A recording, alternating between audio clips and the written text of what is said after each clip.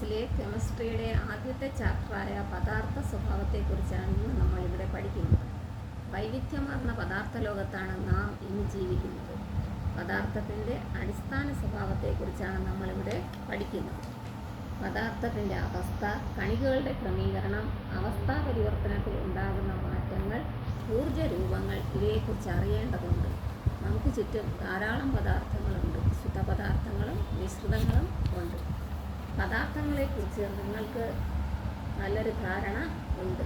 പദാർത്ഥങ്ങളെ നിങ്ങൾക്ക് ഖരം, ദ്രാവകം, വാതകം, സോളിഡ്, ലിക്വിഡ്, ഗ്യാസ് എന്നിങ്ങനെ തരംതിരിക്കാൻ നിങ്ങൾക്കറിയാം. ഖരം, ദ്രാവകം, വാതകം ഇവയെക്കുറിച്ച് കുറച്ചൊക്കെ സവിശേഷതകൾ മനസ്സിലാക്കിയിട്ടുണ്ട്.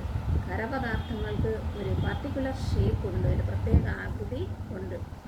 ദ്രാവകം അത് ഏത് പാത്രത്തിലാണോ എടുക്കുന്നത് ആ പാത്രത്തിൻ്റെ ആകൃതിയായിരിക്കും അതിന് ഉള്ളത്.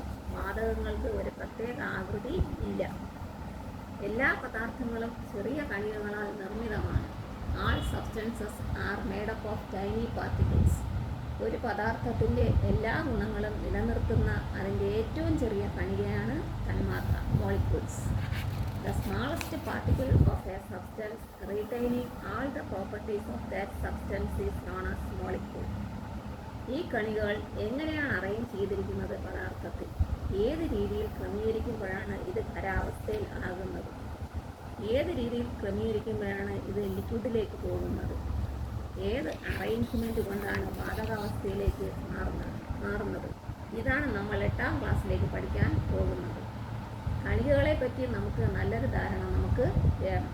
Solid, liquid and gaseous are made up of molecules. ഖരം, ദ്രാവകം, വാതകം ഇവ തന്മാത്രകളാൽ നിർമ്മിതമാണ്.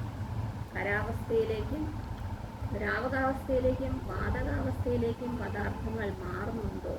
ചെറിയ ക്ലാസ്സുകളിൽ നിങ്ങൾ ധാരാളം പരീക്ഷണങ്ങൾ ചെയ്തിട്ടുണ്ട്. നമ്മളൊരു ഐസ് ക്യൂബ് ചൂടാക്കുന്നു. ഐസ് ചൂടാകുമ്പോൾ അത് ദ്രാവകാവസ്ഥയിലേക്കും ദ്രാവകം ചൂടാകുമ്പോൾ അത് നീരാവിയിലേക്കും മാറുന്നു. ഇത് ജലത്തിൻ്റെ ഒരു അവസ്ഥാ പരിവർത്തനം ആണ്. ഇവിടെ നമ്മൾ മനസ്സിലാക്കുന്നത് ഇത് അവസ്ഥാ പരിവർത്തനം എന്ന് പറയുന്നത് കെമിസ്ട്രിയുടെ ഒരു കൺസെപ്റ്റാണ്. Change of state. അവസ്ഥാ പരിവർത്തനം നടക്കുമ്പോൾ ഊർജം സ്വീകരിക്കുകയും അത് പുറത്തേക്ക് വിടുകയും ചെയ്യുന്നു. അതാണ് പാർട്ടിക്കിൾസിനുണ്ടായ മാറ്റം. പലതരത്തിലുള്ള ഊർജം സ്വീകരിക്കുമ്പോൾ അവസ്ഥാ പരിവർത്തനം സംഭവിക്കാം. ഊർജം അല്ലാതെ മറ്റേതെങ്കിലും ശാസ്ത്രീയ മാർഗത്തിലൂടെ അവസ്ഥാ പരിവർത്തനം സംഭവിക്കുന്നു. നമ്മുടെ നിത്യജീവിതവുമായി ബന്ധപ്പെട്ട പല പ്രവർത്തനങ്ങളും ചേഞ്ച് ഓഫ് സ്റ്റേറ്റിലൂടെ നടക്കുന്നതാണ്. ഉദാഹരണമായി നമ്മുടെ വീട്ടിലെ പാചകവാതകം അതിനൊരു ഉദാഹരണമാണ്. അതൊരു വാതകമാണ്. സിലിണ്ടറിൽ സ്റ്റോർ ചെയ്തു വച്ചിരിക്കുന്നത് ദ്രാവകാവസ്ഥയിലാണ്.